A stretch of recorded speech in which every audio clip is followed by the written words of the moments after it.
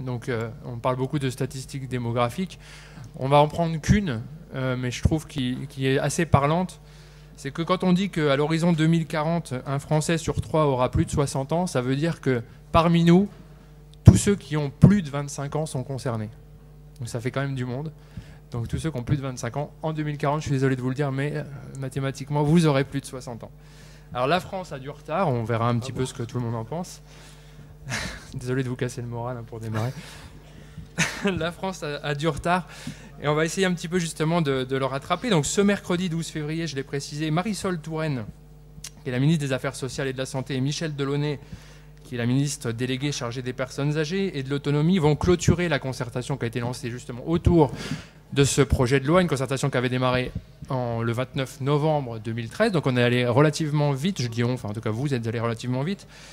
Et 500 personnes se sont réunies, 80 réunions se sont tenues pour un texte qui sera présenté officiellement aujourd'hui au Conseil économique, social et environnemental, dont on sait qu'il s'est déjà un petit peu autosaisi de la question. Et puis l'objectif, a priori, d'après nos sources, c'est que ça arrive en Conseil des ministres tout début avril pour, bon après, l'aléa du vote parlementaire, on peut imaginer, on se disait tout à l'heure, un vote à l'automne, hein, probablement 2014.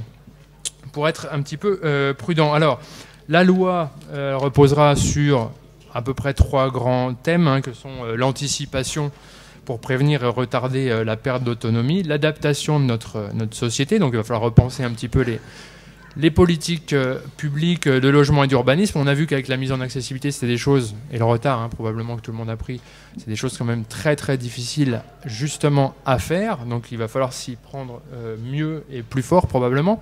Et puis donc le dernier élément, c'est l'accompagnement de la perte d'autonomie en priorisant, notamment, on y reviendra tout à l'heure, le maintien à domicile. Alors, nos intervenants, je commence par la droite, Pierre-Marie Chapon. Pierre-Marie, vous êtes géographe de formation. Alors, vous avez plein de casquettes, j'en ai pris 3. Vous êtes directeur de la recherche chez ICAD, Caisse des dépôts. Vous êtes chercheur à l'Université Lyon 3. Vous avez mené notamment une étude sur les habitudes et les cheminements des personnes âgées. Et puis, quelque chose qui m'intéresse beaucoup, vous êtes référent en France auprès de l'Organisation mondiale de la santé pour la démarche internationale Ville amie des aînés. On y reviendra. Jean-Marc Ayrault étant précisément à Angers, parce que c'est une ville amie des aînés. Michel Deniguet, à ma droite. Michel, vous dirigez le CNISAM. Alors le CNISAM, c'est le Centre national d'innovation, santé, autonomie et métiers. Alors c'est un pôle, le seul au niveau national, qui est dédié au secteur de l'artisanat sur les questions d'autonomie et de santé des personnes. On reviendra un petit peu justement sur tout ce que vous faites très concrètement. De manière générale, je dirais que vous aidez les entreprises artisanales dans leurs pratiques professionnelles, dans les domaines variés que sont l'adaptation de l'habitat, l'accessibilité des commerces ou tout ce qui est innovation autour des services. On termine avec Olivier Galtierotti. Olivier, merci. Donc vous êtes le remplaçant de Luc Broussy. Vous n'avez pas du tout le même parcours, donc je le résume très rapidement. Vous êtes un homme de l'audiovisuel, de l'Internet, hein, au départ, passé par Havas Interactive et Monster notamment, et puis vous avez passé les 8 dernières années de votre carrière professionnelle au sein de Bouygues Immobilier, d'abord pour vous occuper de la satisfaction, plus exactement même de l'insatisfaction client, hein, et les 4 dernières années chez Bouygues Immobilier à mettre au point l'offre précisément d'habitat adapté, vous direz évolutif, justement pour les personnes âgées. On verra comment justement vous y êtes pris. Et puis là maintenant, bon, sans dévoiler de grands secrets, vous lancez-vous dans l'aventure. Ouais, oui, on va rester sur des questions d'adaptation liées au vieillissement, mais on va parler plutôt d'adaptation des business models des entreprises, hein, en tant que consultant. Alors on y va. Première question toute simple à chacun, très subjectivement, comment vous diriez qu'aujourd'hui la société française a pris conscience ou pas? Où est le degré de maturité de la société française quant au vieillissement de ses aînés? Pierre-Marie, on commence? Ah d'accord. Bon. Il faut bien que quelqu'un commence. Donc, alors, effectivement, au niveau de la société, le vieillissement, on en parle énormément. On a vu énormément d'élus faire des colloques, organiser des grandes conférences. Mais finalement, ce qui m'inquiète un petit peu, alors après vous allez voir qu'à la fin de mon propos, c'est plus optimiste malgré tout, c'est que on a toujours ce qu'on appelle l'agisme. Alors c'est quoi l'agisme? C'est finalement chacun, et on en a parlé tout à l'heure, chacun a peur de vieillir. Personne dans la salle va dire moi j'ai vraiment envie de devenir une personne âgée, et ça comme phénomène que c'est beaucoup plus difficile du coup pour les élus, beaucoup plus difficile pour chacun d'entre nous de s'imaginer finalement cette société et de fonctionner dans cette société vieillissante. Alors ça a des côtés parfois qui peuvent être un petit peu marrants, parce qu'on avait par exemple produit un documentaire qui s'appelle Âge comme agir. Ce documentaire devait passer sur la chaîne parlementaire, ça avait été validé par le directeur des programmes, mais le directeur de la chaîne, un petit peu vieillissant, du coup, a trouvé que le sujet, alors je cite la phrase exacte, était trop anxiogène pour les téléspectateurs de la chaîne parlementaire. Et pourtant, le film en lui-même est au contraire très positif. Il parle de Ville Amie des aînés, il parle de choses très intéressantes, notamment au Québec, de coopératives d'habitants, des personnes qui se mettent à faire des choses ensemble, qui participent au sein de la société. Donc finalement, à travers cette anecdote, ça illustre malheureusement une réalité qu'on a encore aujourd'hui sur le terrain. Donc je dirais juste, malgré tout, pour finir sur une note optimiste, les choses évoluent. Comme vous le disiez tout à l'heure, Julien, aujourd'hui on a 19 villes en France qui sont villes amies des aînés. D'ailleurs, moi je suis à Paris aujourd'hui avec vous. J'ai fait ce choix d'être avec vous aujourd'hui. Et dans le programme Ville Amie des aînés, on est finalement, j'en reparlerai peut-être tout à l'heure, oui, on va revenir, mais on est vraiment sur un changement de vision. Quelque part, on co-construit avec les aînés, et les aînés sont associés tout au long du processus. Et donc, quelque part, par l'intermédiaire de cette démarche, on commence à voir le côté positif se mettre en place. On dédramatise un peu le vieillissement. Exactement. Michel Deniguet, sur cette question subjective votre ressenti de comment la société française vit ses aînés. Alors d'abord, peut-être une différence avec mon voisin, c'est que je viens du Limousin, le CNISAM est en Limousin. Alors on est national, mais on est porté donc par la Chambre régionale de métiers du Limousin. Et en Limousin, il faut savoir que la population est très vieillissante et on représente la France dans 20 ans. Donc on est très en avance sur la question du vieillissement et on voit apparaître dans cette région une vraie dynamique. À la fois en termes de développement social, de développement économique, de technologie, d'innovation, un ensemble d'acteurs, alors je ne les citerai pas tous, certains sont dans la salle, je les ai repérés, qui essayent de construire une offre de services spécifique, dédiée effectivement aux capacités qui faiblissent au fur et à mesure que les années passent. Je ne dis pas que c'est naturel, mais à un moment donné, le pourcentage des personnes de plus de 65 ans a un véritable impact sur l'ensemble de la société. Et en Limousin, on commence à appréhender largement cet impact. Et cet impact, il est à tous les niveaux. Il est au niveau des grosses entreprises industrielles, mais également au niveau des entreprises artisanales de proximité qui ont un véritable rôle à jouer, tout secteur d'activité confondu. Bien sûr, on va parler d'adaptation du bâtiment et du domicile. Donc c'est vrai que l'artisanat du bâtiment est le premier acteur effectivement pour la réalisation de ces chantiers, doit développer des compétences spécifiques, mais nous avons au-delà de ça, et on y reviendra tout à l'heure, développé des comportements, alors bonnes pratiques plutôt, je vais dire que comportements, bonnes pratiques, lorsqu'on travaille dans un domicile occupé par une personne qui est fragilisée. Et puis il y a également tous les services du bien-être, l'esthéticienne, le coiffeur, le taxi, le boucher charcutier qui a aussi un rôle à avoir sur la livraison de repas spécifique et dédié. Donc c'est vrai qu'on voit que le fait que les personnes vieillissent sortent moins, il faut réfléchir au-delà de peut-être des spécificités produits, c'est aussi tout l'aspect organisationnel du marché qui est... Donc je dirais qu'en Limousin, on est un petit peu en avance peut-être par rapport à d'autres régions. Mais c'est vrai que j'interviens nationalement et toutes les régions n'ont pas le même niveau de maturité et ça ne se dégrade pas forcément pour les petites entreprises. Pierre-Marie, je rebondis sur ce que vient de dire Michel. On n'en est quand même pas à avoir un lobby encore aujourd'hui très structuré des personnes âgées comme ce qu'on peut voir aux États-Unis quand même, pour le moment. Est-ce que c'est souhaitable d'ailleurs pour faire évoluer les politiques publiques ? Moi, je pense que c'est souhaitable. Après, il y a différents débats qui peuvent avoir lieu. C'est sûr qu'aux États-Unis, quand on voit l'American Association of Retirement People, j'essaie de le prononcer à peu près bien, on a des millions de membres. Donc forcément, quand on est des millions, on pèse beaucoup mieux. En France, finalement, les voix des retraités, on a les CODERPA, on a différentes instances. On a bien évidemment le tissu d'associations qui est très riche d'un côté, mais en même temps très morcelé.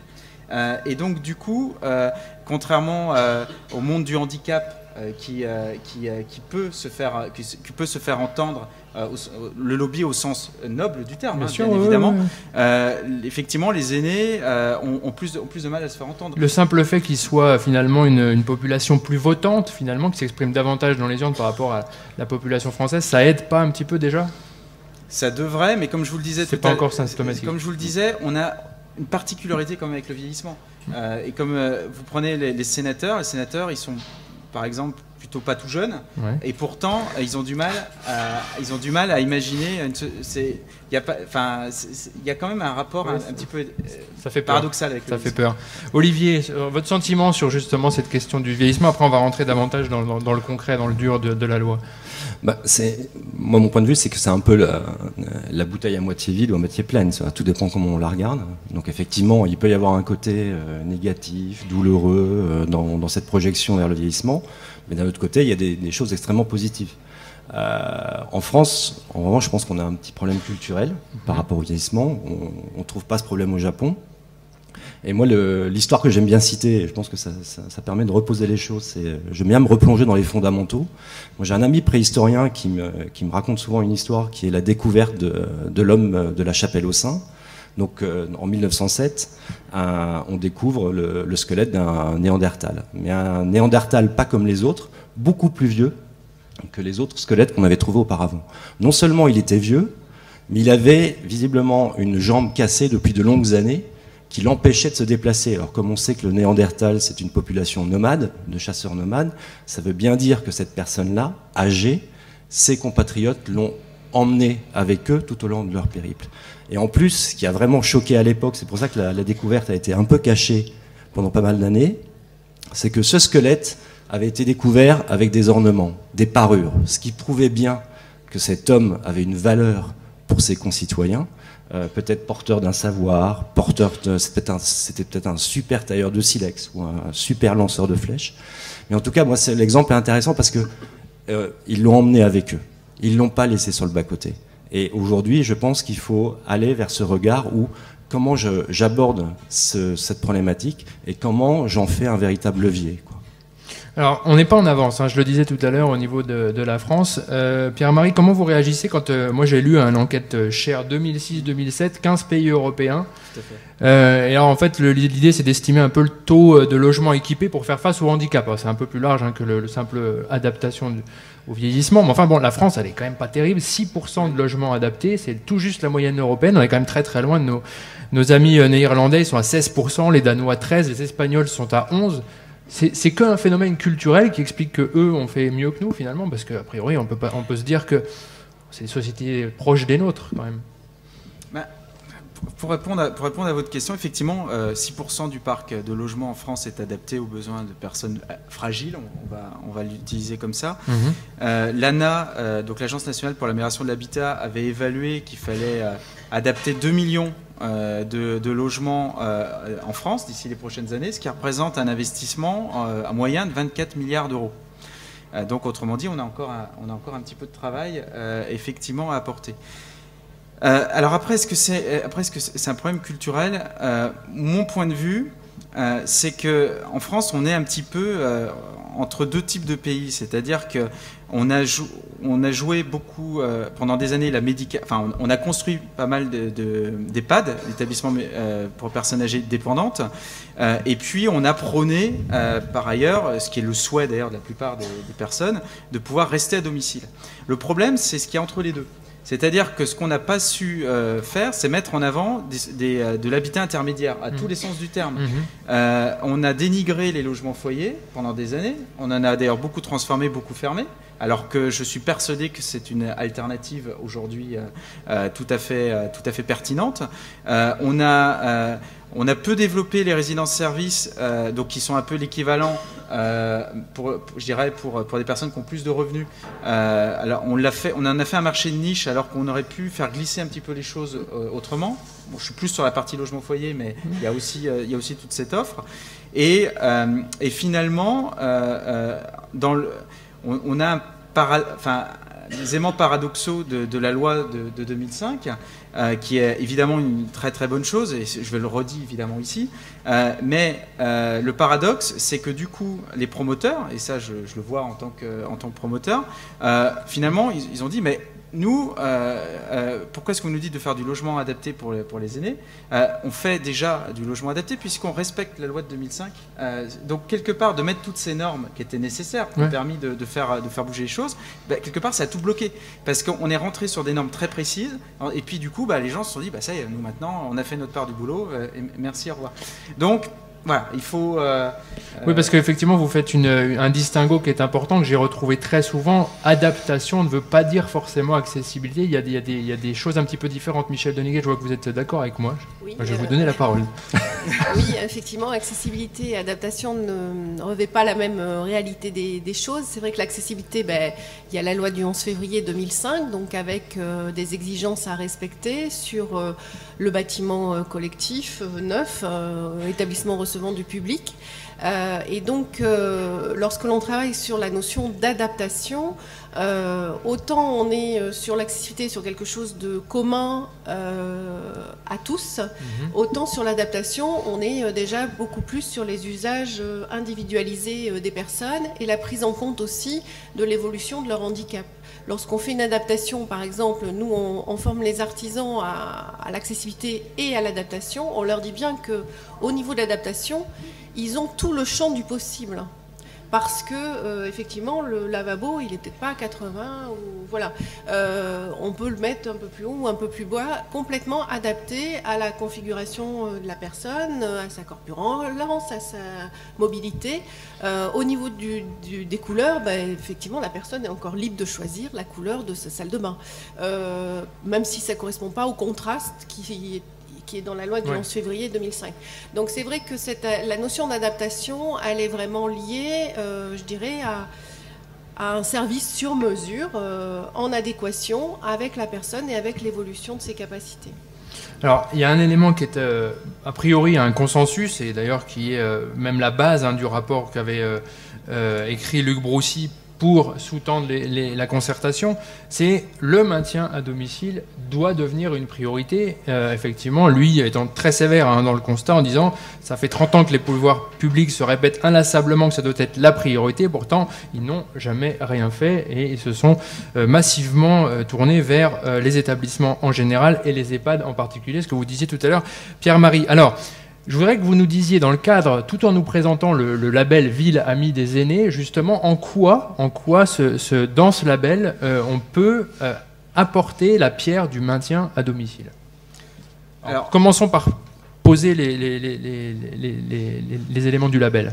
Les éléments du label, en quelques mots, c'est né un petit peu plus loin d'ici, à Rio de Janeiro en 2005, un grand congrès de gériatrie de gérontologie, comme il y en a tous les 4-5 ans.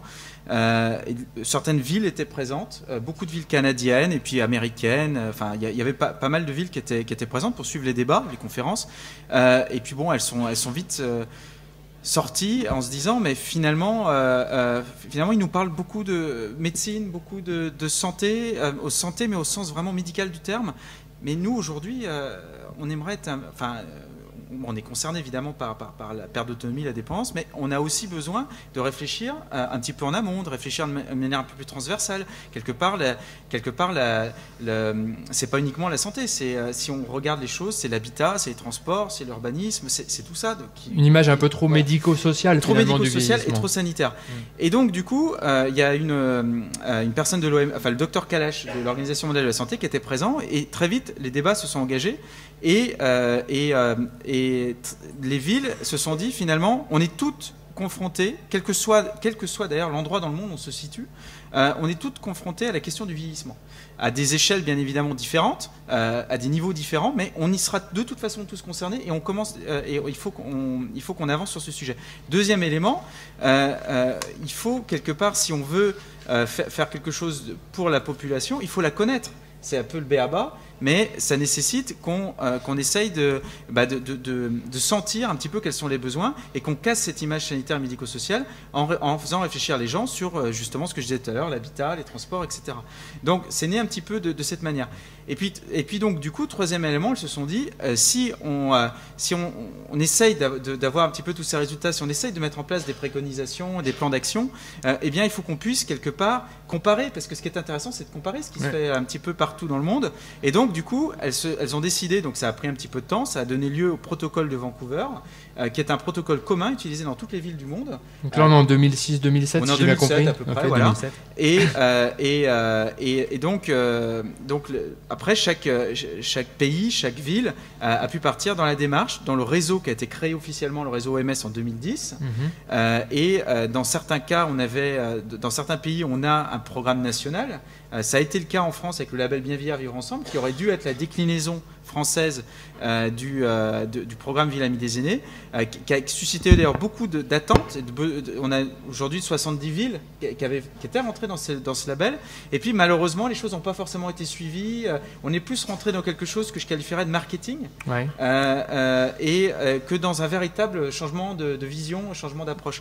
Et donc, a été décidé entre l'OMS et Michel Delaunay de mettre fin au label Bien Vivre Ensemble pour la démarche unique qui est le réseau Ville Amie des Aînés, qui permet en fait au niveau mondial, on a des villes comme New York, on a des villes du monde entier qui sont dans le réseau, qui permettent d'échanger sur des bonnes pratiques. Du coup, combien de villes françaises aujourd'hui ? Donc aujourd'hui, on a 19 villes françaises officiellement dans le réseau des Villes Amies des Aînés. On a le réseau francophone des Villes Amies des Aînés qui a été créé à Dijon en janvier 2012, qui réunit aujourd'hui l'ensemble de ces villes, mais pas uniquement les villes françaises, qui accueille aussi Genève, qui accueille Bruxelles, qui accueille les villes canadiennes, et qui accueillera bientôt, et je l'espère, parce que je trouve que c'est très intéressant comme démarche, des villes marocaines également. D'accord.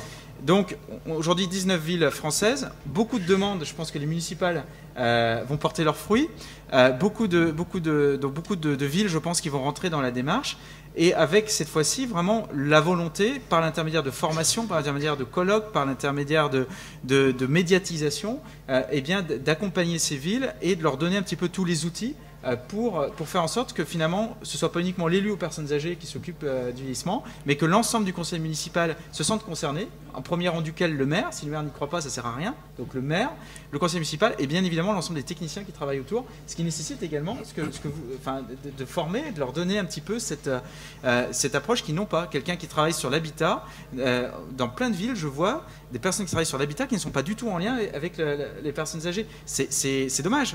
Les transports, c'est pareil. Donc il y a vraiment tout un changement de mentalité. Le principe, c'est que l'adjoint au maire chargé de l'urbanisme parle à celui chargé des personnes âgées. Oui, puis qu'ils comprennent que prendre en compte les besoins des personnes vieillissantes, à la fois c'est très important parce que ça représente quand même une part importante de la population de la ville, mais que tous les aménagements qui vont être effectués, finalement, vont aller dans le sens d'une ville amie des âges, c'est-à-dire pas une ville stigmatisante pour les aînés, mais une ville bien qui intègre l'ensemble des besoins de l'ensemble des populations. Par quel bout on s'y prend justement ? C'est quoi la réflexion, la trame de réflexion pour être une ville amie des aînés ? Qu'est-ce qu'on regarde en premier ? En fait, ce qu'on fait, c'est qu'on fait d'abord un audit urbain. Ça permet deux choses. Ça permet déjà d'associer la population, et ça permet surtout de faire en sorte que les élus, que le comité de pilotage qui va être constitué, finalement comprennent qui sont concernés et qui ils peuvent ensuite cheminer pour atteindre des résultats. On va travailler sur le protocole de Vancouver, donc on va travailler sur les 8 thématiques de la vie quotidienne, ce qui permet de toucher un petit peu tous les champs. C'est quoi ces 8 thématiques par exemple? Enfin, peut-être pas toutes les 8, mais celles qui vous semblent les plus marquantes. Déjà, tout ce qui est lié en fait à l'accessibilité sur la voirie. Ouais. Donc effectivement, on peut sortir du meilleur logement adapté qui soit si on peut pas faire ses courses assez facilement, si on a le trottoir. Alors c'est des fois des choses toutes bêtes, hein, c'est le non-ramassage des feuilles mortes, les trottoirs qui sont occupés par des voitures. Ça peut être des choses très basiques à ce niveau-là, mais en même temps très essentielles, jusqu'à des réflexions beaucoup plus poussées au niveau de l'urbanisme, où là carrément on est sur une vision prospective à 20-30 ans de comment est-ce qu'on va concevoir la ville pour qu'elle reste amie des aînés. On parle d'accessibilité des commerces, on parle de ces choses-là. Quand vous dites on réfléchit aussi à l'accessibilité, bon, il y a la technique, j'allais dire, mais il y a aussi les services. Bien ça sûr. fait partie de la démarche. Alors les services, bien sûr, font partie de la démarche. L'accessibilité, donc vraiment au sens très large, est essentielle. Parce qu'on voit apparaître la notion, alors je ne sais pas si si le terme est bon, mais de zone favorable ou propice au vieillissement. Ça fait partie de la démarche, ça? Alors ça fait effectivement partie alors ça fait pas partie de la démarche ville amie des aînés dans son ensemble, mais une ville amie des aînés qui est assez pionnière sur le domaine, qui est Rennes, a fait un travail extrêmement intéressant qui va être partiellement repris d'ailleurs dans la loi autonomie, qui est une réflexion un petit peu pragmatique sur des zones favorables au vieillissement. Alors c'est tout sauf l'idée de faire un ghetto, mais c'est partir d'un pragmatisme, c'est-à-dire de se dire que le déplacement moyen en fait s'effectue dans un rayon alors maximal, ça c'est les études qui l'avaient démontré, dans un rayon de 500 mètres. Eux ils ont pris un rayon moyen de 200-300 mètres dans lequel il y a des commerces, des services, des transports en commun efficaces, et se dire finalement là on a des zones, ces zones-là il faut à tout prix que les personnes qui vieillissent y restent plus qu'ailleurs. Donc du coup, c'est de mettre les moyens sur l'adaptation des logements anciens quand ils sont là, déjà pour que ces personnes puissent rester. Ce serait ridicule qu'elles partent alors qu'elles sont dans un environnement favorable et qu'elles veulent rester. Ce faisant, vous n'êtes pas en train de me décrire un centre-ville? Si, alors centre-ville, centre de quartier, centre-bourg, on retrouve ces notions. Donc là, simplement juste pour terminer, elles vont aussi la démarche dans le neuf, en imposant dans les ZAC, donc ça c'est le cas à Rennes, dans les nouvelles ZAC qui sont situées dans cet environnement favorable, de faire 20% de logements directement adaptés. On va revenir là-dessus, effectivement. On y reviendra tout à l'heure. Alors est-ce que c'est pas... Oui, bien sûr, c'est du bon sens, c'est du retour, on revient sur les principes de densité, de centre-ville, centre-bourg. Alors, en quoi c'est un petit peu différent malgré tout? Alors, c'est que déjà, ça implique toute une réflexion au niveau du périurbain. Aujourd'hui, 40% des aînés habitent en périurbain. Et ça va continuer d'augmenter. C'est-à-dire que demain, le vieillissement va se concentrer demain non plus... Enfin, il va continuer dans le rural, il va continuer dans l'urbain, mais la part du périurbain va être beaucoup plus forte. Donc 40% de ces personnes qui habitent en lotissement. Si les logements sont pas trop mal conçus, enfin ça vaut mieux habiter en pavillon qu'au 4e étage sans ascenseur. C'est tout ce qu'il y a autour, justement, même en termes de services, même en termes de soins infirmiers. Quand vous faites des soins infirmiers à domicile, s'ils sont obligés de passer tout leur temps dans les transports, non seulement ça coûte très cher, mais c'est pas efficient. Donc l'idée, ça va être plus de proposer, de faire en sorte que ces gens qui vont vouloir rester en périurbain, parce que vous habitez 40 ans en banlieue, vous allez rester en banlieue. Donc, par contre, de proposer une offre alternative, sans caractère obligatoire bien sûr, mais de proposer une offre alternative, notamment en logement adapté, dans les centres-bourgs, de recréer quelque part du centre-bourg, ce qui permet de libérer des pavillons pour des personnes plus jeunes. Ça permet aussi de faire des effets, je le fais assez court, donc c'est un peu caricatural, mais des effets un petit peu de seuil suffisants pour que les bourgs, quelque part, puissent attirer à nouveau des commerces et des services, alors qu'on était complètement éclaté avant. Bon, c'est pas si simple évidemment, mais en tout cas c'est un cheminement qui est intéressant. Et donc petit à petit, ça va permettre de recréer finalement cette ville éclatée, de lui redonner un petit peu. Il y a une stat là moi que j'ai notée ce que vous dites est très séduisant. Par contre, c'est pas simple et ça se heurte probablement à la stat suivante, c'est que près de 75% des plus de 65 ans sont propriétaires de leur logement, 58% dans la population française. Alors, à la fois, c'est bien parce qu'ils sont décideurs d'adaptation, en même temps, c'est un sacré fil à la patte géographique. Exactement. Et vous l'avez dit, quand on a vécu 40 ans au même endroit, on n'a pas forcément envie de bouger. C'est pour ça qu'on n'a plus envie de bouger. On n'a plus envie de bouger. Par contre, tous les gens vont vous dire, on n'a pas envie de bouger, mais au moins on veut rester dans notre quartier. Ouais. Donc après, faut essayer de trouver ce pragmatisme-là. Je vous donne un exemple. Alors pour vous dire qu'il faut qu'on a une approche. On parle souvent du logement social. Alors c'est très bien. Bien sûr qu'il faut faire du logement adapté en logement social. Qu'il faut.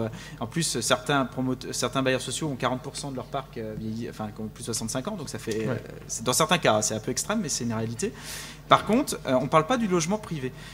Moi, je vais vous citer juste un exemple. À Montaigu, on a réalisé. Personne n'y croyait chez ICAD. On a réalisé un programme donc avec toute une réflexion sur un quartier. Donc on avait aussi un EHPAD, etc. On a créé une quinzaine de logements neufs, mais adaptés et en centre-ville, en accession. Mhm. Personne n'y croyait. On a fait une première réunion. Nous, on y croyait. Première réunion avec la population pour présenter le programme avec le maire. Ils s'attendaient, les équipes locales, à avoir une trentaine de personnes. Ils ont eu plus de 100 personnes. D'accord. C'est notre meilleure commercialisation de l'année. C'est-à-dire que les gens qui habitaient Montaigu avaient besoin d'une offre alternative. Ils voulaient rester parce que Montaigu, c'est leur vie. Ils ne vont pas aller à Nantes quand on habite Montaigu. On reste à Montaigu.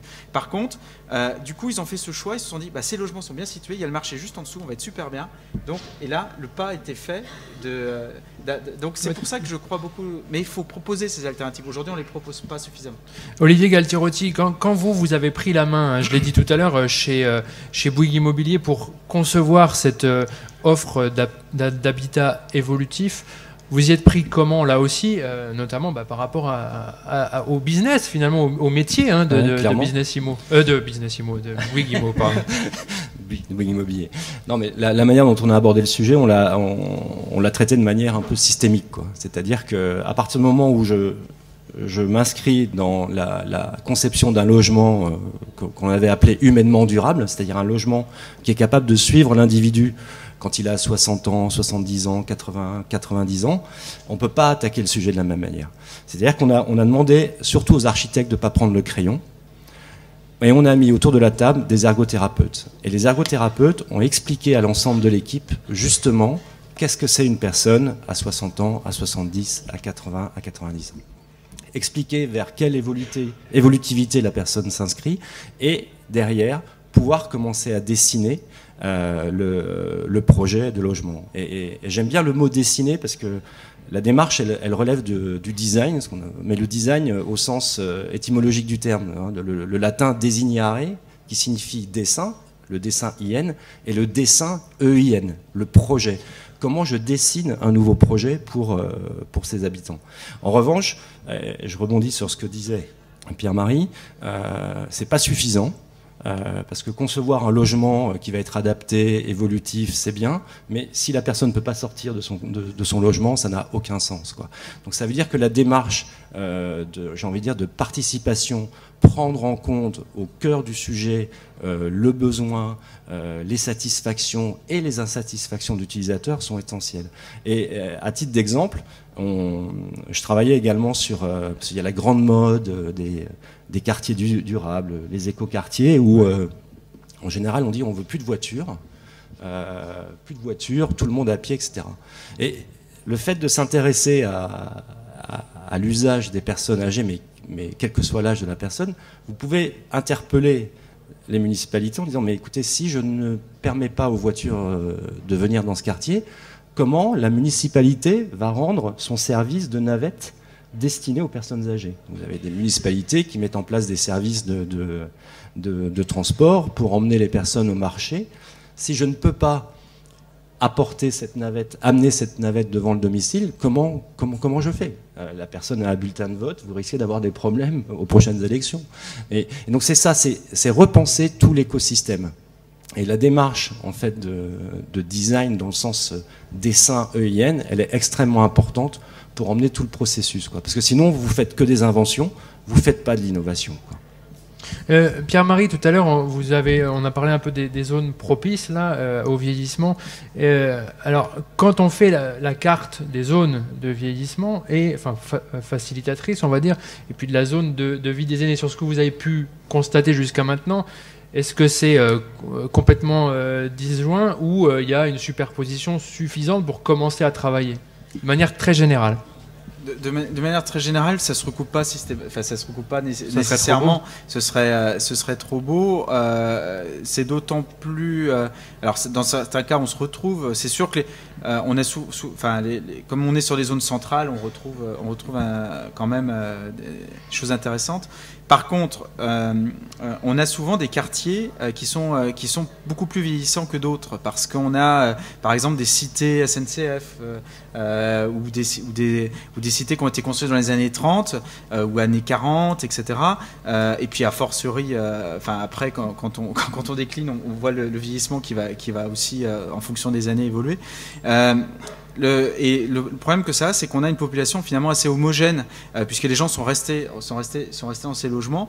Donc, et compte y rester. On le retrouve également dans les lotissements, ce que je disais tout à l'heure. C'est-à-dire qu'on a construit des lotissements, 150 logements qui ont été livrés en même temps. Ce sont des personnes assez jeunes qui l'ont acheté. Les enfants ont grandi et les gens sont restés. Donc, simplement, ce qu'il faut, c'est effectivement regarder ces territoires vieillissants et peut-être traiter en priorité en termes d'aménagement, en termes de politique de transport, ces quartiers-là plutôt que d'autres, puisqu'effectivement, ils représentent un enjeu très important. Et tout à l'heure, vous avez mentionné en tout cas la volonté, alors la ville de Rennes, je crois, vous avez cité, de réserver un quota, entre guillemets, d'obliger à un quota de logements adaptés, une vingtaine de %. Vous avez dit, mais ça, à votre avis, il va falloir l'écrire ou ça va se faire naturellement, ce quota de logements adaptés? Alors là, c'est une démarche très propre à la ville de Rennes. Hein. Ça fait partie, en fait, dans les nouvelles ZAC. Hein. Donc pour l'instant, c'est pas quelque chose qui est au niveau de l'ensemble du PLU, même si à terme, je pense que ça pourrait l'être. C'est un souhait de leur part. Mais en tout cas, dans les projets de ZAC actuellement lancés, effectivement, ça fait partie du cahier des charges. Je ne suis pas forcément pour une normalisation aveugle et arbitraire.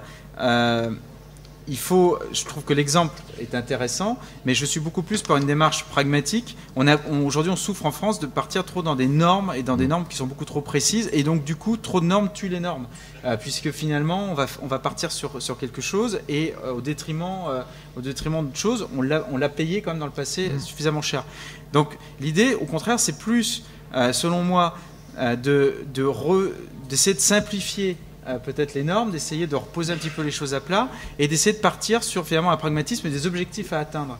Et de se dire effectivement qu'une collectivité, quand elle est sur des zones favorables, qu'elle puisse avoir les moyens d'inciter plus à la construction de logements adaptés dans certains territoires, mais par contre dans d'autres, effectivement, comme vous le disiez tout à l'heure, ça ne sert pas forcément à grand chose de faire du logement adapté si on n'a rien autour. Donc peut-être qu'on peut trouver un système de balancier à ce niveau-là. Le deuxième élément, il faut savoir que le logement adapté, donc là je parle en logement social, le logement adapté n'a pas d'existence juridique. On en parle tous, mais il n'existe pas. Tout le monde en fait, mais il n'existe pas. Ce qui est dommage, mais peut-être que ça fera réagir certaines personnes dans la salle. Je vois commencer des personnes à réagir. Il y a le phénomène d'attribution du logement social. Ouais. Alors pourquoi j'en parle? Après on pourra débattre. Mais l'âge n'est pas un critère d'attribution au logement social.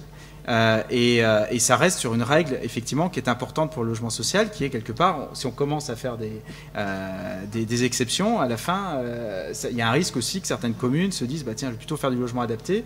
Ça va me permettre d'avoir des exceptions. Ça va me permettre d'avoir des exceptions. Donc il faut faire très attention. Par contre, ce qui est complètement dommage, c'est qu'on voit des investissements qui sont faits. Il faut savoir qu'un logement adapté coûte 6 à 8 000 euros en moyenne de plus qu'un logement classique. Il faut savoir que la loi impose une remise à l'État pour une relocation. Et puis dans certains cas, donc, ces adaptations sont soit détruites, soit hors d'usage, soit carrément pour finalement des personnes qu'on n'a absolument pas besoin. Et donc c'est quand même ce côté-là que je trouve paradoxal. Alors que si derrière on peut avoir sur certaines conditions du logement avec des équipements prédéfinis pour une population plus ciblée, c'est le cas chez nos amis anglais, par exemple, eh bien, quelque part, on est sur un pragmatisme économique qui est beaucoup plus rationnel, surtout que l'idée, c'est de faire que des petites grappes. L'idée, c'est quelques logements. On n'est pas là en train de dire qu'il faut faire 500 logements d'un coup. C'est des petites touches, mais ça permet finalement de constituer un parc qui va pouvoir grandir au lieu d'être à chaque fois réduit, reconstruit, etc. Et quelque part, ça permet aussi de donner l'existence, permet aussi peut-être d'imaginer des prêts spécifiques, permet peut-être d'imaginer des réglementations dans les PLU spécifiques, par exemple moins de places de stationnement ou de jouer sur certains axes à lesquels il faut réfléchir, qui permettent sans forcément de nouveaux financements, parce que ça c'est toujours le problème. Ça va être un problème. Il faut d'avoir un modèle qui soit viable et qui puisse se reproduire. Michel Deniguet. Alors moi, je voulais simplement rajouter qu'effectivement, c'est important qu'il y ait une offre à tous les niveaux, donc des logements sociaux adaptés, des quartiers effectivement complètement adaptés. Mais il faut quand même savoir, moi, il y a un chiffre qui me marque énormément, c'est que aujourd'hui, 85% des personnes de plus de 90 ans vivent chez elles et comptent vivre encore chez elles. Et donc, je dirais que tous ces projets-là, nous, on y est sensible déjà. Et nous sommes en 2040, je pense, tout à fait preneurs de ces offres de services. Il faut voir qu'aujourd'hui, les personnes qui ont 75-80 ans aujourd'hui ne sont pas dans une approche de même faire 200 mètres pour aller dans un logement adapté. Elles veulent vraiment rester à leur domicile.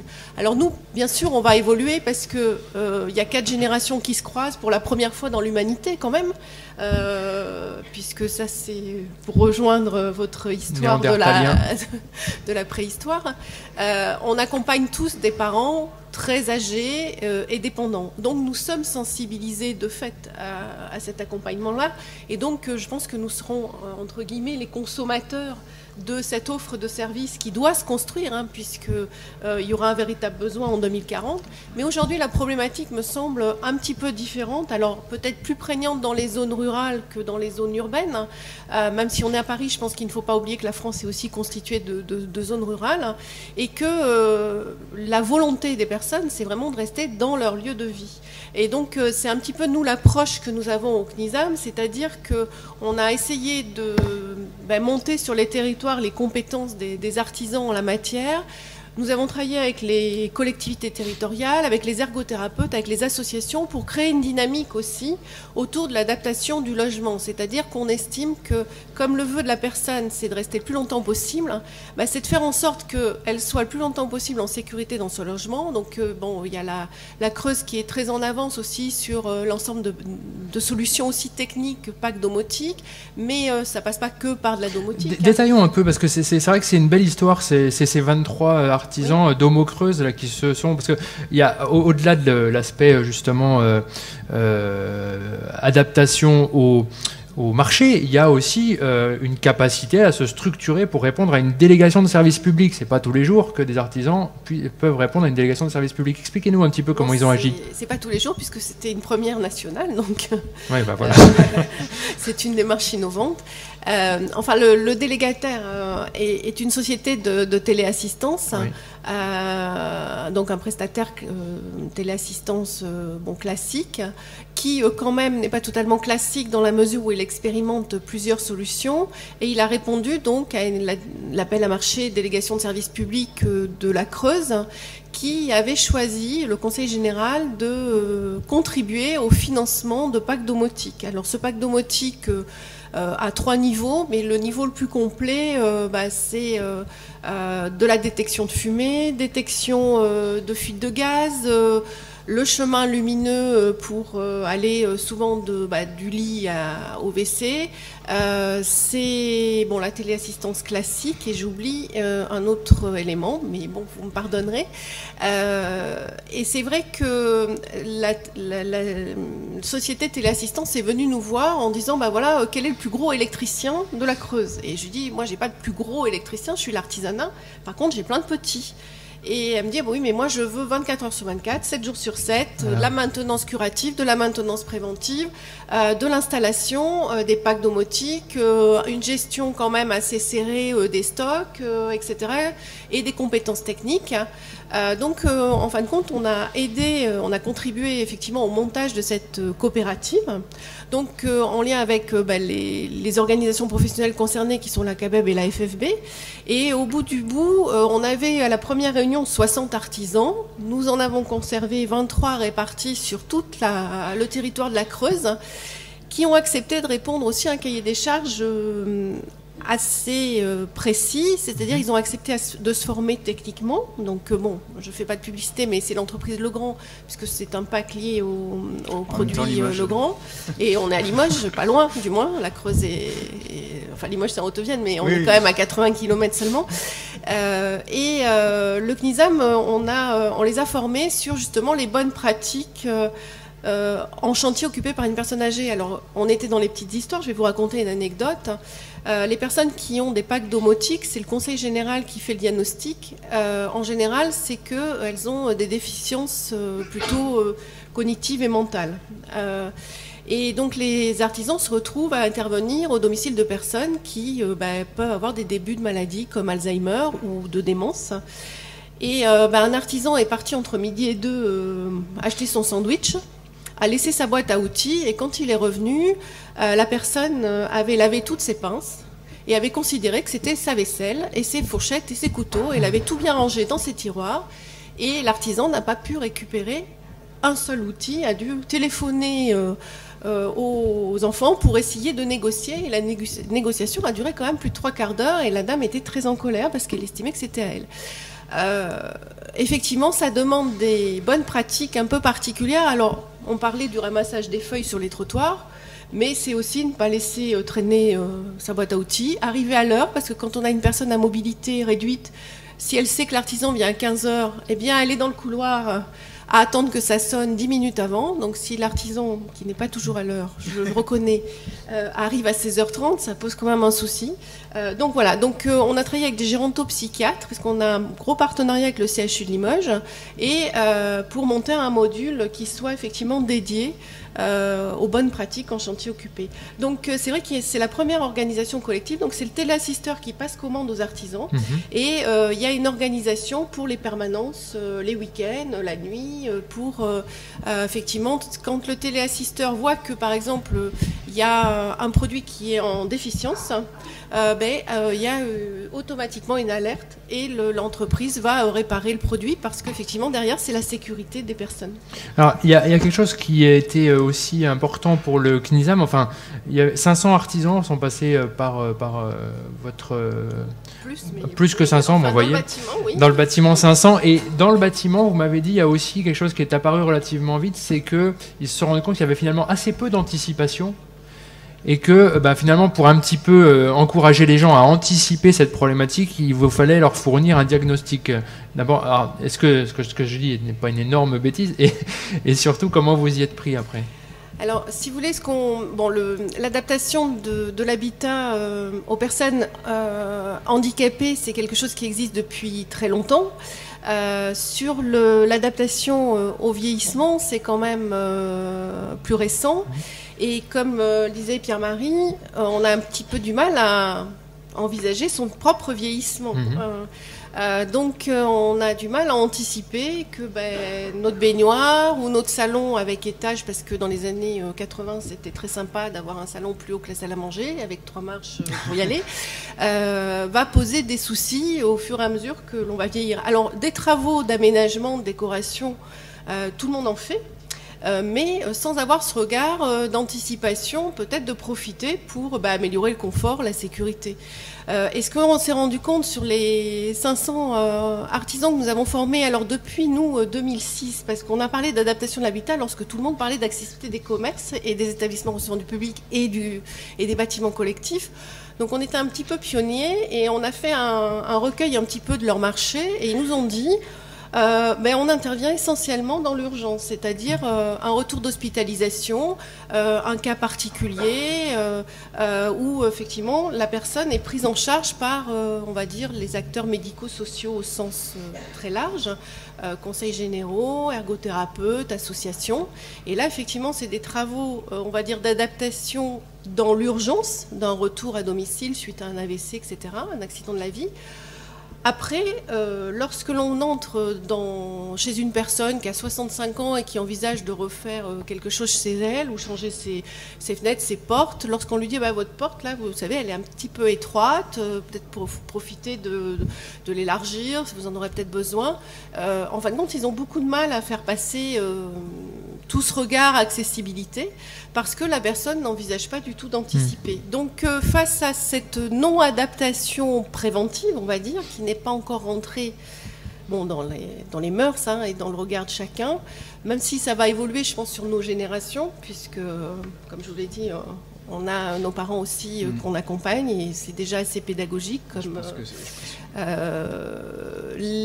On a réalisé, nous, un diagnostic de prévention des risques de l'habitat et des risques de chute, qui est un outil qui est automatisé, qui prend en compte les habitudes de vie de la personne et la configuration du logement, et qui fait des préconisations, on va dire, génériques, mais qui n'a que comme objectif que d'être pédagogique vis-à-vis de la famille. Parce que souvent, si la personne âgée est d'accord, c'est les enfants qui sont plus forcément d'accord, parce qu'il n'y a pas de valorisation aujourd'hui, et ça c'est un vrai souci, ce que disait Pierre-Marie, il n'y a pas aujourd'hui de valeur ajoutée d'un... Là, si je fais des travaux, je ne peux pas considérer que je vendrais le bien plus cher. Voilà. Et donc, souvent, en plus, ces travaux restent stigmatisants. Alors, c'est vrai qu'il y a toute une notion de design à faire, parce que, un chemin lumineux, je vous assure, pour l'avoir testé, c'est très bien quand on a des enfants de 6 ans qui se lèvent la nuit. Ils n'appellent pas parce qu'ils n'ont pas peur du noir, puisque la lumière est automatique. Et les douches à l'italienne, c'est très agréable aussi pour tous. Enfin, moi, j'aime bien. Tout à fait. Donc c'est vrai qu'il y a à prendre, il y a deux niveaux. Il y a l'amont pédagogique pour essayer de susciter cette notion, tant qu'on fait des travaux, d'avoir ce regard un petit peu confort, sécurité, accessibilité et adaptation. Mais de l'autre côté, il y a aussi peut-être les agents immobiliers ou le contexte plus, on va dire, pécunier de la chose, c'est-à-dire d'en faire une vraie valeur ajoutée aussi à la revente.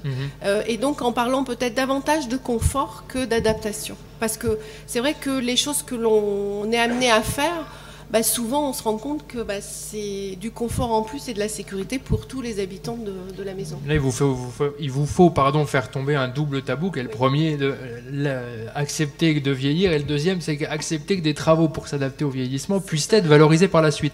Olivier, justement, c'est un peu votre réflexion, c'est un peu ce qui vous amène à tenter une nouvelle aventure. Dites-nous en 2 mots, c'est le principe, justement, vous avez constaté que face à ces nouveaux marchés, alors... Moi, j'aime pas bien ce grand fourre-tout de la silver economy, mais enfin, on est bien obligé d'en parler puisque tout le monde en parle. Précisément, vous dites, le problème, c'est qu'il faut changer d'approche, il faut changer l'approche systémique des marchés.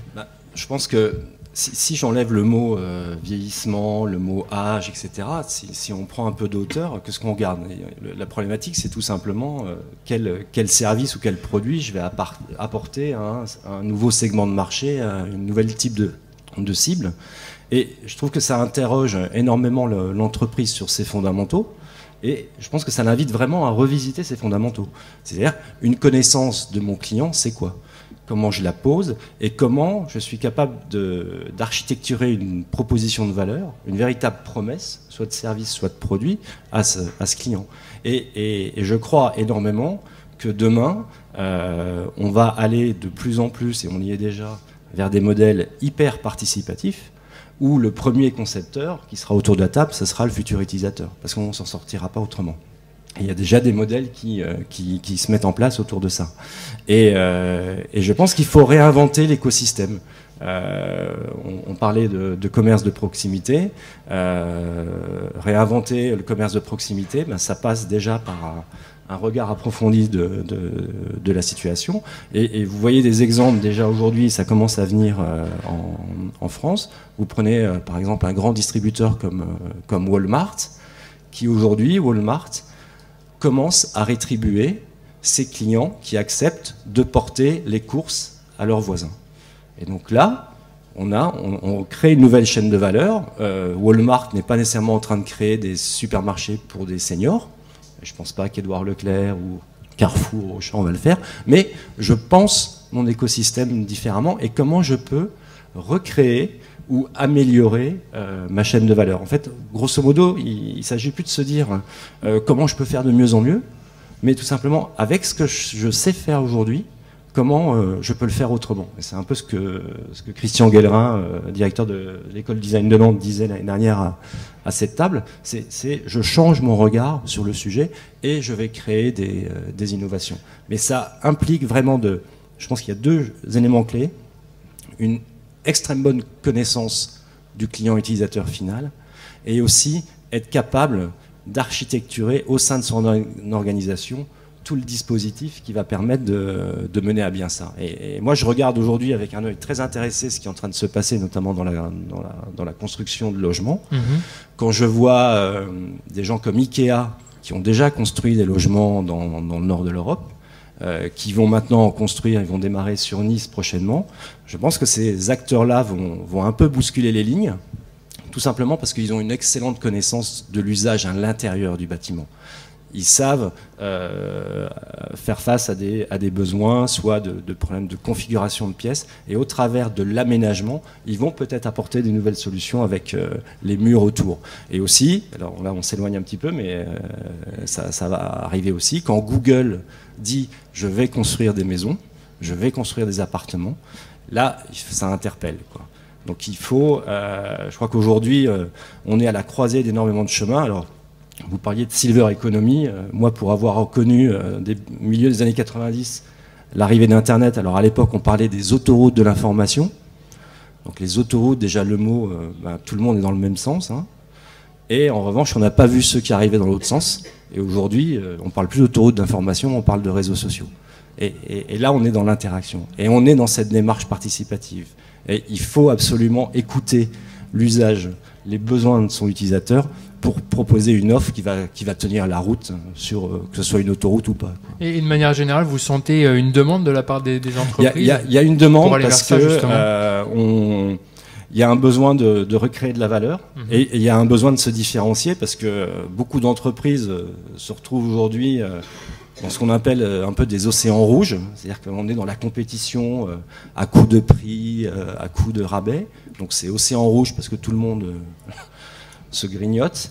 Et il y a des entreprises qui cherchent aujourd'hui à aller vers ce qu'on appelle des océans bleus, donc créer des nouveaux business models et réinventer des propositions de valeur. D'accord. Michel Deniguet, justement, il y a un élément qui m'a intéressé dans ce qu'a fait le CNISAM, c'est vous avez parlé tout à l'heure des métiers de bouche, vous avez dit au tout début, les bouchers, charcutiers, ils ont aussi leur mot à dire. Précisément, cette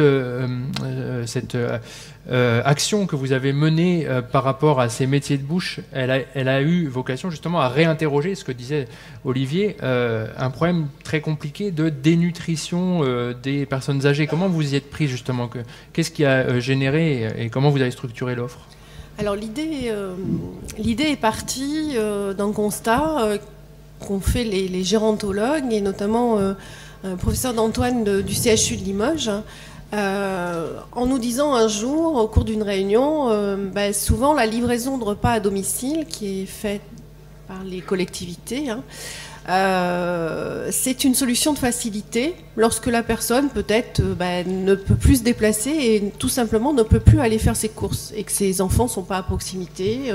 Donc sur 3 jours ou 4 jours ou voire sur tous les jours de la semaine, il y a de la livraison de repas et même si on donne un pseudo choix sur les entrées et les plats, ça reste quand même insipide et la personne n'a plus du tout de prise sur son alimentation. Et l'autonomie, quand même, je tiens quand même à le rappeler ici, c'est la véritable autonomie, c'est que la personne puisse continuer à choisir et de décider ce qu'elle veut faire et ce qu'elle veut manger ou voilà. Donc l'idée a germé en disant aujourd'hui nous on a pas mal d'artisans dans les zones rurales notamment qui amènent le repas, alors c'est pas le repas tout prêt, mais amènent les carottes râpées, amènent le beefsteak et amènent à domicile de la personne un certain nombre d'éléments. Et on est parti de l'idée d'essayer de structurer et d'amener ces artisans alors à faire, à terme on espère, faire le premier groupement d'artisans pluripâtissiers, boulangers, charcutiers que nous avons dans le répertoire des métiers, pour essayer, avec un mini-diagnostic, analyser le goût de la personne, ses pathologies aussi, avec le respect bien sûr du secret médical, mais bon, si elle a de l'hypertension, c'est qu'il faut moins de sel. Si elle a des problèmes de déglutition, c'est de jouer sur les textures. Donc on a commencé par faire un guide que vous pouvez trouver sur notre site internet, qui est téléchargeable, qui est un guide pour les artisans métiers de bouche, mais aussi pour tout un chacun, avec des fiches par pathologie les plus, on va dire, communément trouvées chez la personne vieillissante. Et l'idée, c'est que la personne puisse continuer à avoir aussi une action. C'est de faire des propositions de repas semi-préparées, lorsque la personne peut quand même avoir une action sur son repas. Donc on est en train là de travailler avec le CEPROC, qui est le pôle d'innovation comme nous. Enfin, nous on est sur la santé et l'autonomie, mais il y a un pôle d'innovation pour les charcutiers traiteurs, et avec un centre technique aussi de Bretagne sur des repas, des modèles de repas semi-préparés et totalement préparés pour former les artisans. Et au-delà de leur pratique, c'est vraiment l'aspect, c'est ce que disait Olivier, c'est de repenser l'accès de son offre de service aux personnes. Donc, et pas le penser à leur place, mais avec eux. Avec eux. C'est-à-dire permettre à la personne, effectivement, d'avoir le choix, et donc d'apporter ce choix. Alors, comme elle ne se déplace pas, soit en utilisant aujourd'hui des tablettes. Alors, je ne suis pas sûre que ça réponde aux personnes âgées d'aujourd'hui, mais à nous, demain, ça va y répondre. On va y arriver. Donc, des tablettes aujourd'hui qui sont mises au domicile des personnes pour la coordination des acteurs de la santé, parce que ça, c'est quelque chose qui est en plein développement. Coordonnateur d'aide à domicile classique, mais à travers ces tablettes, on peut aussi y faire passer des données et des choix d'offres de services dédiés. Et le CNISAM, on essaye d'aller plus loin, parce que je pense que la véritable autonomie, c'est effectivement que la personne soit dans son environnement adapté du domicile, mais c'est aussi que son environnement autour du domicile s'adapte à nouvelles capacités de la personne. Et moi j'espère être, c'est ce que je disais l'autre jour, on a assisté à un comité de pilotage d'un projet en Limousin qui est très médical. Et je disais, moi, ça ne m'intéresse pas que mon médecin ait ma tension, mon oxygénation et mon pouls. Moi, ce que je veux demain, c'est, je sais que mon petit-fils va passer, je veux être bien coiffé et pomponné, parce que c'est aussi mon choix à un moment donné, et je veux appeler, moi, ma coiffeuse, et peut-être commander, et elle sait, la coiffeuse, peut-être que il faut qu'elle passe après l'infirmière et après l'aide à domicile. Parce que si on me déshabille, etc., si je peux pas, voilà. Si j'ai envie d'une tarte aux fraises, j'ai envie aussi de la commander.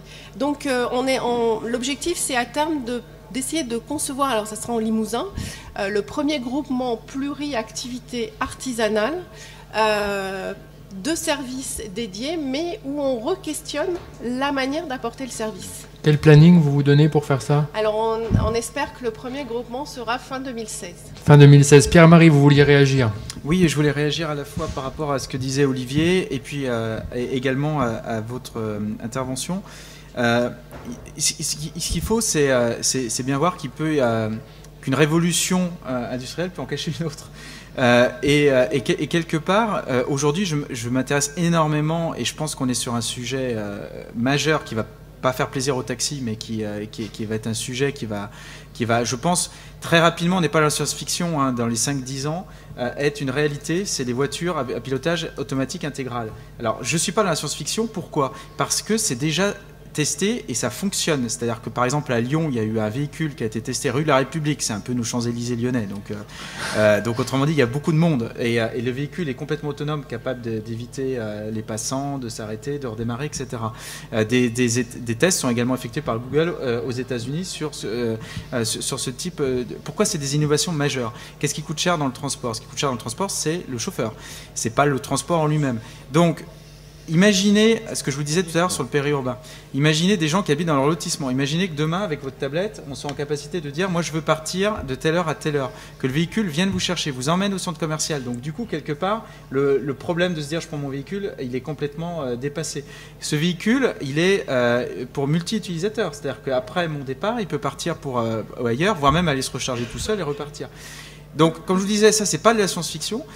puisque ça existe, et je pense que ça va vraiment se développer dans les 5-10 ans, et ça va être pour moi une véritable révolution, parce que ce que tout à l'heure je vous disais, des territoires finalement défavorables vont quelque part perdre une partie de ce caractère défavorable. Alors une partie seulement, parce que tout ce qui concerne les soins, tout ce qui concerne les services à domicile, quelque part on ne pourra pas le résoudre de cette manière. Donc il faut là-dessus bien regarder les choses.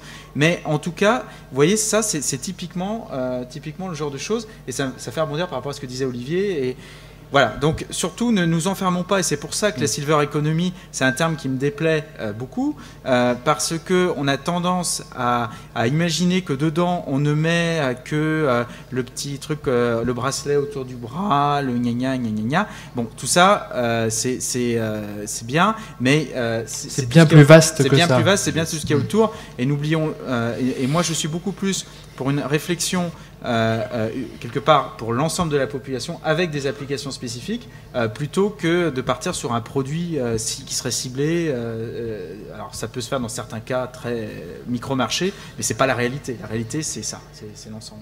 Pierre-Marie est formidable parce qu'il a lancé les 2 tables rondes, on ne s'est pas concerté, mais moi je m'occupe ici que sur la mobilité ce soir et l'habitat adapté avec la problématique du logement social demain. Je fais un teaser en fait, je fais une annonce pour publicité pour vos futurs tables rondes. C'est bien de ne pas trop le préparer finalement, c'est bien mieux comme ça.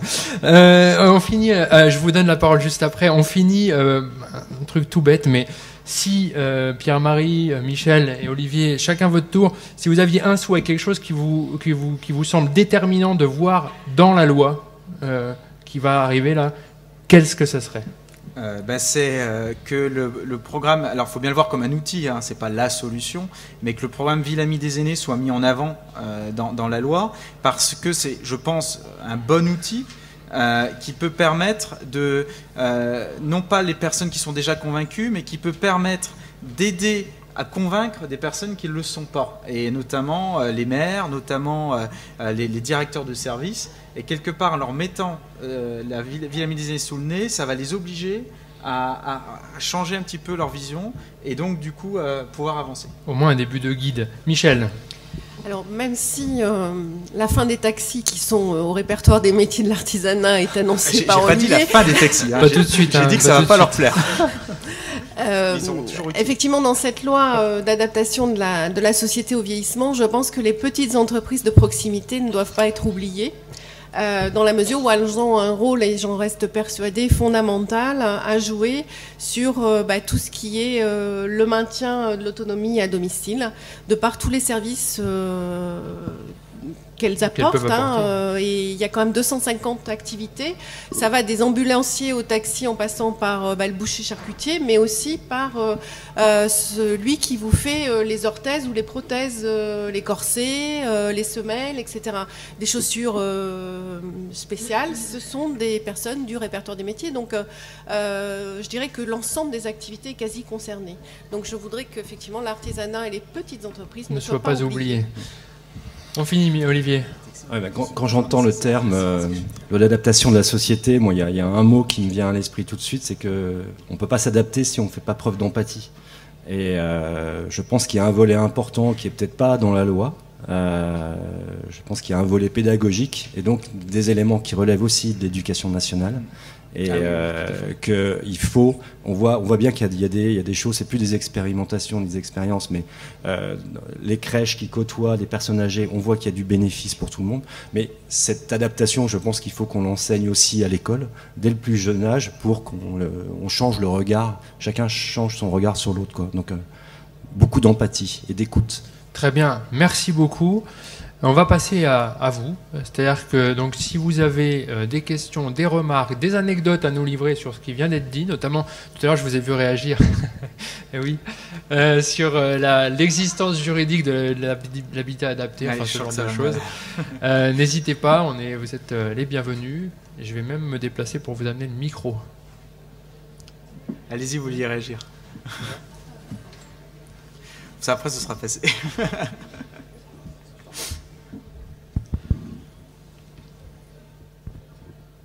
Bonjour, Françoise Laureau, architecte à la MDPH des Bouches-du-Rhône. J'ai 2 casquettes. Je travaille sur le logement neuf et sur les ERP, entre autres. Alors je réagissais. La loi de 2005 je la connais.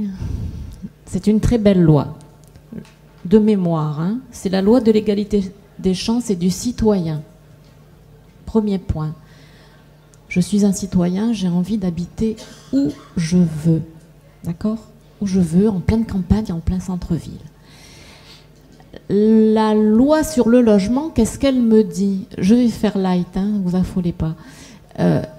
Elle demande aux acteurs de l'acte de bâtir de construire des logements accessibles. Qu'est-ce que ça veut dire ? Ça veut dire que je peux aller depuis l'entrée de mon logement dans la rue jusqu'à ma porte palière et je peux y entrer. Aller dans toutes les pièces de ce qu'on appelle unité de vie, ça, je ne vous apprends rien. Et après, donc j'ai des logements dits accessibles. Et après, ils deviennent adaptés. Mais ce n'est pas vous qui allez l'adapter. C'est soit l'usager directement, si j'ai besoin de 31 barres d'appui pour faire mon transfert dans les sanitaires, je vais l'être. C'est là où j'ai un peu frémi à ce que vous avez dit. Oui, et c'est en termes de quotas. Moi, je trouve qu'on régresse quand j'entends parler de quotas. Je veux dire, j'ai connu la loi de 82. Je ne vais pas dire que j'ai connu la loi de 75 parce que j'étais petite, mais la loi de 75, elle a quand même, hein, c'était quand même pas mal. Elle a posé de bonnes bases. Quand j'entends parler de quotas, moi, ça me met en colère parce que j'ai l'impression qu'on est en train de régresser avec cette loi. Voilà. Donc c'est pour ça que je réagis.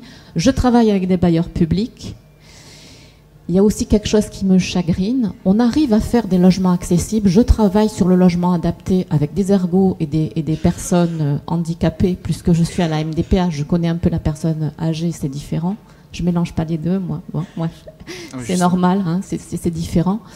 On arrive à bien travailler avec les bailleurs des Bouches-du-Rhône, hein, pour ne pas les citer. Quand j'entends parler de quota, moi, ça me fait peur. Voilà. Parce que moi, j'ai envie de vivre soit dans la garrigue, avec les cigales, dans un logement accessible que je vais adapter à mon handicap. D'accord. Donc voilà, je mets en garde quand j'entends parler de quotas. Voilà, moi ça me fait honnêtement, de vous à moi, ça fait peur. Voilà. Alors je vais vous répondre, merci beaucoup. Effectivement, plusieurs choses. La première, c'est que vous dites effectivement, donc logement accessible, c'est la base, et après on l'adapte en fonction de ses besoins. L'idée est tout à fait, on partage la même approche. Le problème qui se pose, c'est comment est-ce qu'on finance cette adaptation des logements. C'est-à-dire que vous, dans le domaine du handicap, on peut trouver des financements, on peut trouver, c'est jamais facile, mais je veux dire c'est une possibilité. Quand on est dans le domaine du vieillissement, on n'a pas, ou alors on a des possibilités avec notamment des complémentaires de retraite qui peuvent intervenir, mais qui vont intervenir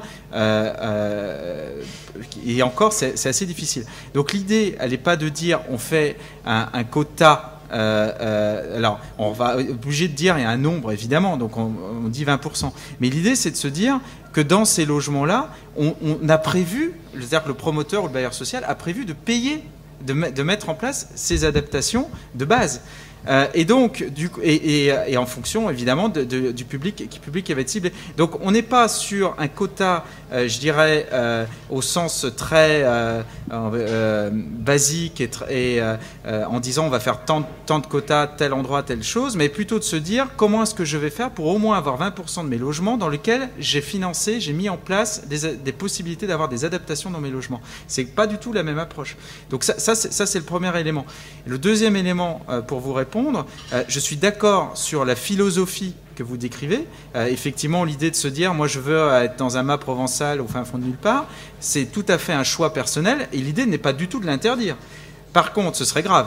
Par contre, il faut aussi que les gens, notamment vieillissants, aient conscience que, parce que ça, c'est mentir, à mon avis, aux gens, de leur dire qu'ils auront la même qualité de service, qu'on peut leur apporter la même qualité de service au fin fond de votre mât provençal ou au cœur d'une ville. Pourquoi ? Parce qu'on n'a pas les moyens aujourd'hui. C'est terrible ce que je dis. Je ne dis pas que ça me fait plaisir de le dire, hein, mais aujourd'hui, on n'a pas la capacité, l'État ou les collectivités, ou en tout cas l'ensemble des acteurs, n'ont pas la capacité de répondre sur l'ensemble du territoire de manière on est plus sur de l'équité que sur l'égalité.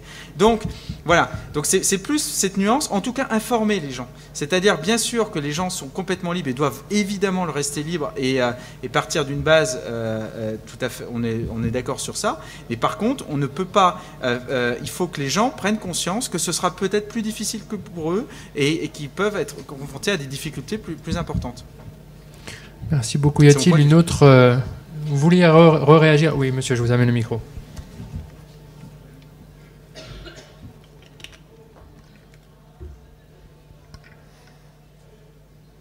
Présentez-vous bien. Bonjour, Maxime Arcal du Pôle Handicap à la ville de Toulouse. Quand vous parlez de logement accessible, donc, si je comprends bien ce que vous dites, c'est que 100% de logements sont accessibles. Dans le neuf, la loi l'impose effectivement. Oui, sauf que 100% de logements ne sont pas accessibles. Un exemple simple, je suis une personne âgée, donc oui, non, mais je suis en fauteuil. Oui. La plupart du temps, les personnes âgées ne peuvent pas aller à leur salle de bain sans devoir aménager. On doit avoir une génération de 150 pour se déplacer, sauf que dans les couloirs des logements, ils ne sont pas accessibles puisque, de fait, il faut adapter pour avoir ce droit de rentrer dans une salle de bain quand on a un fauteuil.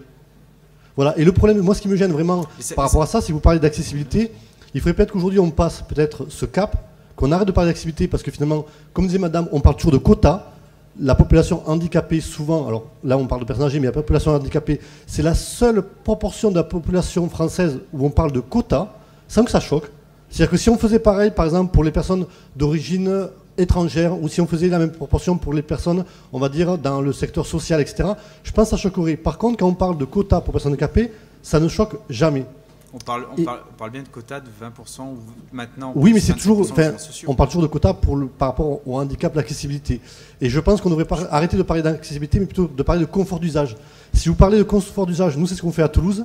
Et on se rend compte que quand on parle de confort d'usage et qu'on prend des éléments du quotidien, à savoir les parents qui vont avec les enfants, les parents qui accompagnent leurs parents, eux, donc qui sont des grands-parents, etc., ça les touche. Donc il faudrait peut-être parler de confort d'usage et non plus d'accessibilité. Alors peut-être pour parler de confort d'usage, ça va peut-être pas vous plaire ce que je vais dire, mais ce que je veux dire par là, c'est qu'effectivement, il ne faut pas confondre, et ça je le redis, handicap et vieillissement.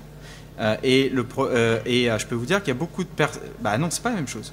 Et pour vous dire, beaucoup de personnes âgées qui ne sont pas en fauteuil roulant se sentent en difficulté dans les salles de bain qui pour le coup ne sont pas adaptées par rapport à leur propre usage. Donc il faut quand même aussi faire attention par rapport à ça. Je suis... ça c'est un élément sur lequel il me semblait être important de réagir, et c'est là où on voit la limite des normes. Et on peut réfléchir, pourquoi pas, à des sujets de comment est-ce qu'on pourra concevoir les logements. Peut-être finalement aujourd'hui on pourra imaginer de penser le logement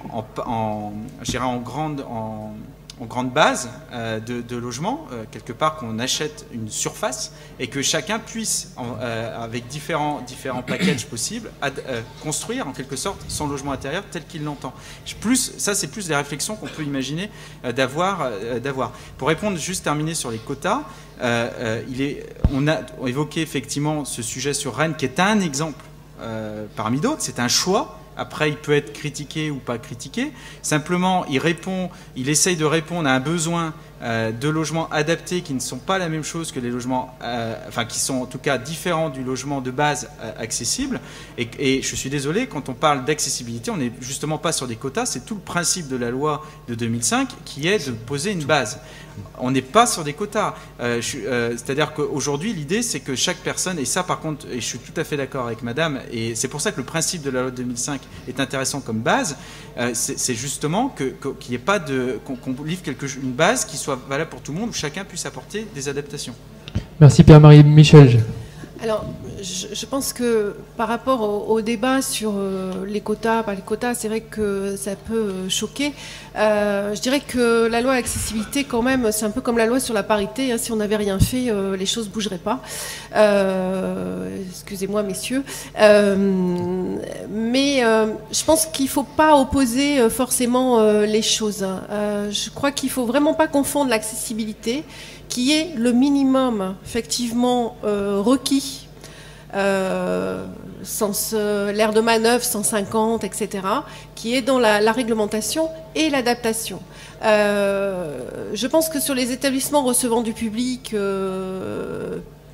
justement, préfecture, commune, cette loi quand même a fait avancer les choses, hein. Même dans des petites mairies, aujourd'hui, il y a quand même des travaux qui sont engagés et qui sont utiles pas que pour le fauteuil roulant. Nous, on a beaucoup de personnes âgées en déambulateur. Je vous assure qu'elles trouvent un changement pour aller faire leurs formalités dans les mairies en passant par la rampe d'accès en déambulateur, hein. Parce que monter des marches en déambulateur, c'est pas facile. Donc, je dirais que ça a fait quand même avancer les choses. Après, il ne faut pas effectivement confondre. Je pense que chaque personne vieillissante est un cas particulier.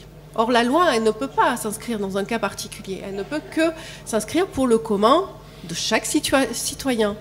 Donc, il ne faut pas mélanger, je dirais, la question de l'adaptation de la société au vieillissement, qui, moi, à mon avis, doit justement être peut-être en dehors des normes, puisque spécifique à chacun, et le vivre ensemble de chaque citoyen en fonction de son état, qui est le minimum, effectivement, inscrit dans la loi. Et je crois que faut pas non plus vous opposer les uns aux autres.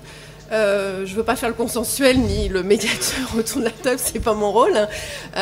Mais en tous les cas, je crois qu'il ne faut pas s'enfermer dans des oppositions, parce qu'il faut quand même bien voir qu'il y a le minimum requis qui est porté par la loi, c'est le vivre ensemble et l'accessibilité. Et il y a l'adaptation. Du reste, c'est une loi cadre. Hein, oui, on est sur une loi d'orientation. C'est une loi d'orientation. Donc, déjà, c'est une bonne base, parce que après, ça permet effectivement d'ouvrir le champ du possible et des actions. Parce qu'une loi sur le vieillissement aujourd'hui, à mon avis, aurait été catastrophique. Une erreur fondamentale, parce qu'elle aurait été, à mon avis, bloquante. On voit bien, alors on dit la silver economy, aujourd'hui sur les territoires, il y a énormément d'initiatives portées par les collectivités territoriales, par les associations, par les acteurs de tout poil, hein, innovation industrielle, design, etc., technologique. On voit bien qu'il y a une dynamique qui se crée. Aujourd'hui, effectivement, c'est la coordination et la capitalisation de toutes ces richesses aussi dans les territoires qu'il faudra peut-être faire émerger et structurer à un moment donné. Mais je dirais que laissons aussi le champ du possible ouvert, puisque chaque personne âgée que nous serons, et qu'il y a aujourd'hui, sera un cas particulier. Merci Michel. Y a-t-il une autre remarque, une autre question? Non? Là-bas, oui? Si, là-bas, pardon, je ne voyais pas. J'arrive tout de suite. Présentez-vous bien. Bonjour, je suis François Ossignol, je suis médecin de travail à EDF, et ce qui m'étonne, c'est qu'on ne pense pas suffisamment aux issues de secours. Je suis étonné, moi, en tant que médecin du travail, on a des lieux de travail tout à fait accessibles, mais à un étage, au dernier étage des immeubles, et si il y a un problème d'incendie, ils ne peuvent pas descendre. Donc je voudrais bien que la première anticipation, comme j'ai entendu parler, vous nous avez dit très justement que l'adaptation commençait par l'anticipation, on devrait anticiper le fait qu'on peut être dans une situation d'urgence. Et il ne faudrait pas, excusez-moi, il ne faudrait pas on bâtisse tout un univers avec que des choses qui vont bien. Et il faut aussi envisager les questions où les gens sont en dehors des clous. Merci monsieur. La question justement c'est ce que vous disiez un petit peu, est-ce qu'on peut envisager les cas particuliers, là, monsieur citait les issues de secours, etc. Ça, c'est le rôle de la loi ou c'est dans la norme qu'on va trouver ça après? Comme par exemple Olivier, ou enfin qui souhaite, Olivier, je voyais que tout à l'heure vous réagissiez à ces problématiques. Non, mais il y a l'accessibilité, il y a la sécurité. Enfin, l'un ne va pas sans l'autre, quoi. Mais effectivement, il faut une bonne règle, c'est de pouvoir anticiper au maximum les situations. Malheureusement, il y a des moments où c'est mal fait. Moi, je le regrette aussi. Je pense aussi également, pour rebondir à ce qu'il disait tout à l'heure, je pense que si on met trop de normes, on peut tuer le produit, on peut tuer l'usage du produit. Moi, il y a quelque chose qui m'inquiète aujourd'hui, c'est le fait qu'effectivement, on peut avoir en ce moment un peu des levées de bois vert au niveau de la profession, en disant voilà, il y a trop de normes, on peut pas produire moins cher, il faut râper. Moi, ça m'inquiète quand j'entends ça. Parce que si je commence à râper sur le thermique, si je commence à râper sur l'accessibilité, c'est qu'est-ce que je me prépare? Et là, je pense qu'on va dans le mur, quoi. Je crois beaucoup je pense que demain, un des modèles, c'est un peu ce que Pierre-Marie esquivait. Peut-être que demain, le modèle, c'est simplement de construire le mur et de participer à l'aménagement avec l'utilisateur final. Et quand vous voyez des modèles comme en Pologne, c'est un peu ce qui se fait pour le logement. Le logement neuf est livré prêt à finir.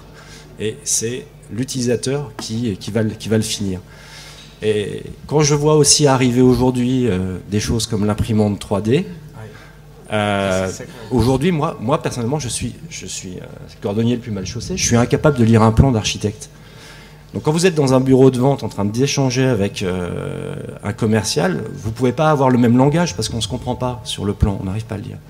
En revanche, dernièrement, je suis allé prendre un plan et je suis allé dans mon bureau de poste. Parce qu'en ce moment, la Poste expérimente des nouveaux services. Et entre autres, dans 3 postes parisiennes, vous avez une imprimante 3D. Et j'ai fait imprimer en 3D mon futur appartement. Et là, ça change le débat. Ça change la relation avec l'utilisateur. Et là, effectivement, monsieur, avec des éléments comme ça, on va pouvoir commencer à échanger. Et ben, là, ce que vous préparez ne me convient pas. Il faudrait modifier les choses. Et je pense que demain, le premier architecte pour le logement, ça va être son utilisateur. Et ça va changer les choses. D'où la nécessité de réinventer la chaîne de valeur de la construction, en quelque sorte. Merci beaucoup. On prend une dernière remarque.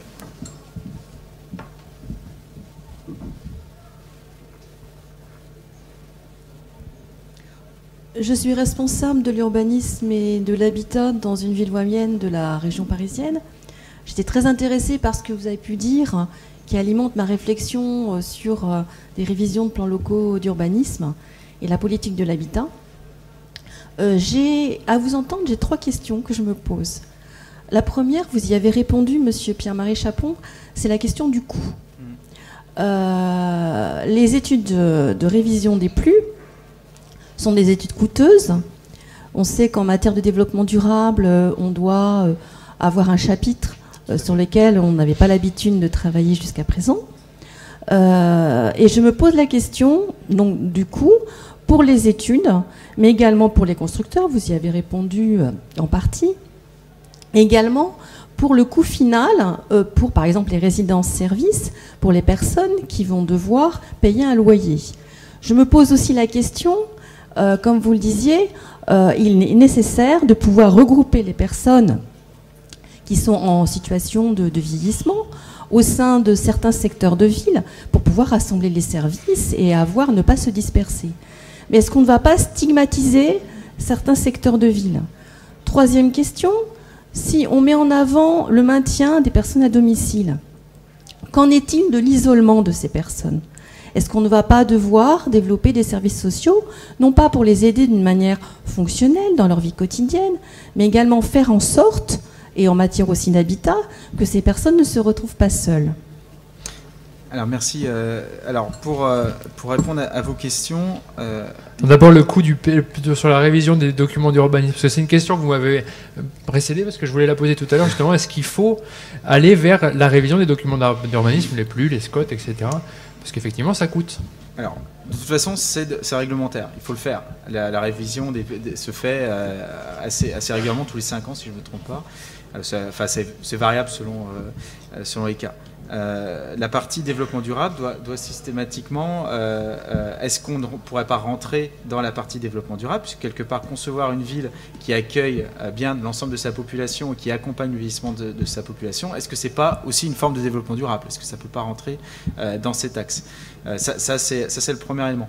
Le deuxième élément, c'est de se dire finalement que par rapport à ces études, c'est sûr qu'on est sur quelque chose d'assez nouveau. Et quand je vois la ville de Rennes, par exemple, Rennes Métropole, ils ont commencé très très petit avec enfin pas des petits stagiaires, mais des stagiaires. Et petit à petit, les services ont commencé à y travailler et donc à dégager un petit peu de moyens par rapport à ça. Donc, ce qu'il faut, c'est simplement se dire, on est effectivement sur une approche nouvelle. Faut pas se le cacher. Donc quelque part, il y a tout le mécanisme financier, enfin de financement à imaginer. Donc c'est sûr que je peux pas vous apporter les réponses par rapport à ça, en tout cas immédiatement. Mais c'est pour ça que moi je le rentrerai plus dans le volet développement durable. Ça évite comme ça, puisqu'on parle toujours les mêmes choses dans le volet développement durable. Peut-être qu'on peut le faire plus sérieusement, ou en tout cas en incorporant les données sociales qui sont quand même l'un des piliers du développement durable, quand même important, et rentrer dans ces aspects-là. Bon, voilà ce que je peux vous répondre. Sur l'aspect risque de ghettoisation, hein, j'ai traduit ça un peu comme ça. Alors justement, ça je voulais vraiment répondre par rapport à ça. Alors, et ça, je tiens à le redire. Déjà, l'idée, c'est de surtout pas imposer, encore une fois. Simplement de proposer une alternative. Aujourd'hui, ce que je disais en début d'intervention tout à l'heure, on n'a pas d'alternative ou très peu d'alternatives. Donc au moins qu'on propose des alternatives agréables et que ces alternatives soient bien situées. C'est simplement l'idée de mon propos. Donc ça, c'est quand même important de le dire. Deuxième élément, c'est effectivement de proposer une offre pour tous les besoins, puisqu'encore une fois, effectivement, les résidences-services, ça coûte très cher et c'est pour une frange de la population. Donc c'est important de le faire, mais pour une frange, une petite partie de la population. Mais je crois aussi beaucoup à une offre intermédiaire et une offre sociale. Et ça, c'est très important, d'où les logements foyers, d'où ce que je disais tout à l'heure sur le logement foyer, lequel je crois qu'il faut réinventer ce modèle qui a une cinquantaine d'années aujourd'hui, qui correspond toujours à des besoins, mais avec des populations qui ont évolué. Aujourd'hui, on est sur des populations qui ont fait mai 68, on est sur... Enfin, pas tous, mais en tout cas la génération l'a fait. On est commence à l'avoir fait. On est sur des générations qui ont vécu des changements sociétaux, qui sont peut-être un peu plus individualistes, mais qui ont besoin peut-être de parties privatives un petit peu plus grandes, pour peut-être moins d'activités, ou en tout cas des activités différentes en commun, plus sur quelque chose centré sur une sorte de conciergerie. Voilà, tout ça, c'est des mécanismes à inventer. Inventons le logement foyer de demain. Ça fait partie des pistes. Merci beaucoup. Merci à vous tous. Je veux vous demander de remercier nos intervenants.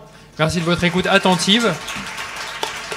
Bonne visite du salon. Et puis donc, n'hésitez pas à venir nous revoir. Il y a plein d'autres tables rondes très intéressantes tout au long de ce salon. À bientôt.